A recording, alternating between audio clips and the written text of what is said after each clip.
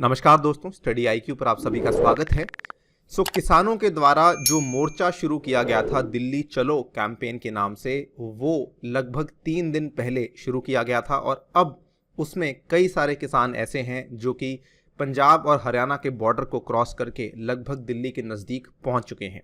इसमें हम एक ब्रीफ टाइमलाइन आपके साथ शेयर करेंगे किस तरीके से बात यहाँ तक पहुँची, एंड ऑल्सो हम आपको कुछ लाइव अपडेट्स बताएंगे जो कि फ़िलहाल अभी चल रहे हैं एट दिल्ली बॉर्डर या फिर एट द हरियाणा बॉर्डर। चलिए स्टार्ट करते हैं मेरे साथ। मेरा नाम है अनिरुद्ध। यदि आपने स्टडी आईक्यू ऐप को डाउनलोड नहीं किया है तो जल्दी से जाके इस ऐप को डाउनलोड कर लीजिए। इस ऐप पे आपकी यूपीएससी की तैयारी को आसान करने के लिए कई सारे कोर्सेज लॉन्च किए गए हैं, जिसमें एक कोर्स है पास्ट ईयर प्रीलिम्स के डिस्कशन का, जिसमें आप पिछले 10 साल के पेपर्स को रिवाइज कर सकते हैं इन वन गो। इस कोर्स को आप मात्र 12 से 13 दिन में खत्म कर सकते हैं। सो जल्दी से ऐप पे जाएं और इस कोर्स को बाय करें।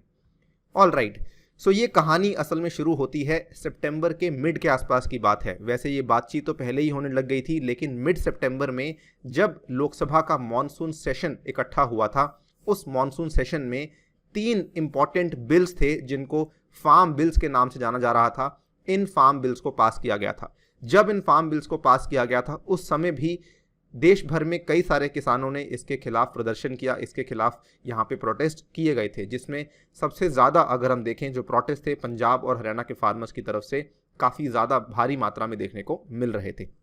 लेकिन इन सभी बिल्स को पहले लोकसभा में पास किया गया, उसके बाद राज्यसभा में भी पास कर दिया गया था, और ये कहानी थी सितंबर मिड की। इसके जस्ट बाद जब ही ये बिल्स यहाँ पे पास कर दिए गए थे, उस टाइम पे पंजाब में जो फार्मर्स की कई सारे संगठन थे उन्होंने एक एजिटेशन अनाउंस किया था कि हम एक रेल रोको अभियान शुरू करने वाले हैं, जो कि सितंबर 24 से लेकर सितंबर 26 तक चलेगा। शुरुआती दिनों में इन्होंने कहा था कि हम 3 दिन तक ये रेल रोको अभियान शुरू करने वाले हैं।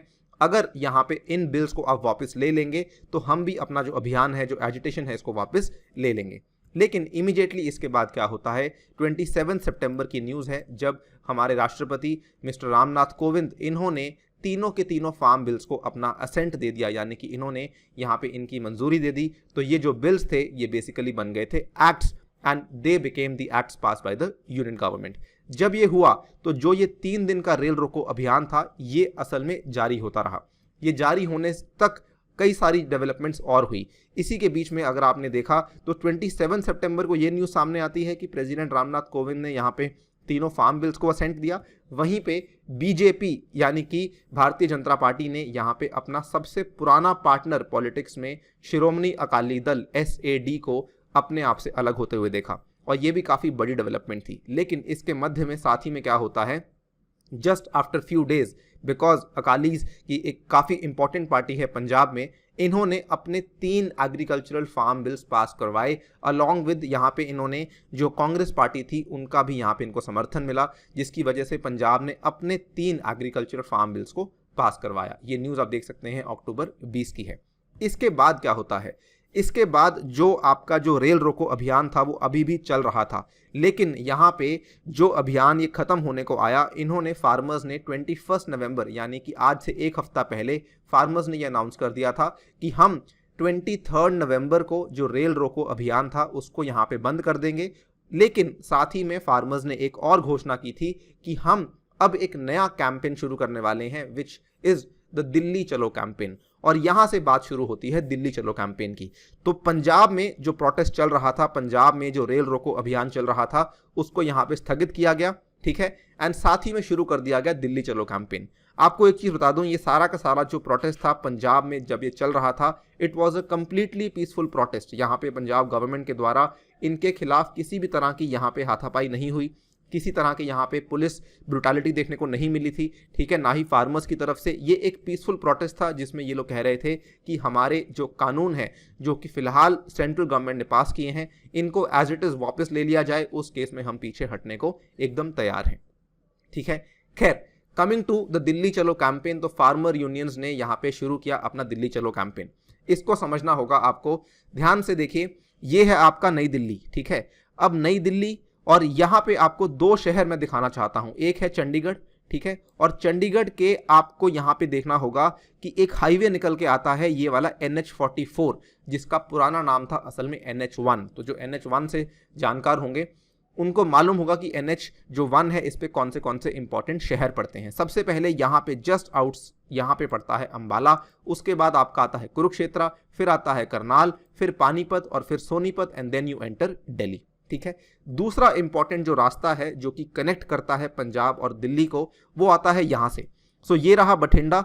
बठिंडा से आपके जस्ट पास में पड़ता है एक टाउन जिसका नाम है मंडी डाबावाली। ये डाबावाली ये भी पड़ता है हरियाणा में। डाबावाली से स्टार्ट होता हुआ NH9 आता है। ये NH9 पे जो कुछ इंपॉर्टेंट शहर हैं सिरसा, फिर आता है फतेहाबाद, फिर आता है हिसार, हिसार के बाद यहाँ पे आपका फॉल करता है रोहतक, रोहतक के बाद यहाँ पे just at the entry you have Bahadurgarh and Bahadurgarh के बाद आप दिल्ली एंटर कर सकते हैं। कुल मिला के ये 2 रास्ते हैं, एक रास्ता आपका हो गया ये वाला, ठीक है, और दूसरा आपका रास्ता हो गया ये वाला। सो ये दोनों रास्तों के थ्रू किसानों ने जाना शुरू कर दिया था। ये दोनों जो है नेशनल हाईवेज हैं, दोनों 4 लेन हाईवेज हैं। ठीक है। इनफैक्ट NH44 तो कुछ कुछ जगहों पे 8 लेन हाईवे भी बना हुआ है। किसानों ने अपना जो मोर्चा था यहाँ पे शुरू कर दिया था। यहाँ पे अगर आप देखें कई सारे एरियाज में इन्होंने जाने की कोशिश की, इन्होंने एंटर करने की कोशिश की किसानों ने, लेकिन हरियाणा पुलिस के द्वारा इनको कई सारी जगहों पे रोका गया। जब इनको कई सारी जगहों पे रोका गया, अब आपको देखना होगा इसी मैप के अंदर आप यहाँ पे एक छोटी सी ब्लैक कलर की लाइंस देख पा रहे होंगे। ये बेसिकली है स्टेट बॉर्डर की लाइंस। सो यहाँ पे जो किसान थे उन्होंने स्टेट बॉर्डर्स के थ्रू एंट्री लेने की कोशिश की रादर देन नेशनल हाईवेज। सो एक आपका बॉर्डर पड़ता है पटियाला के पास जिसका नाम है शंभू बॉर्डर, यहाँ पे किसानों ने कोशिश की। फिर एक बॉर्डर यहाँ पे संगरूर के पास पड़ता है ये वाला जिसको कहा जाता है खनौरी बॉर्डर, यहाँ पे भी कोशिश की।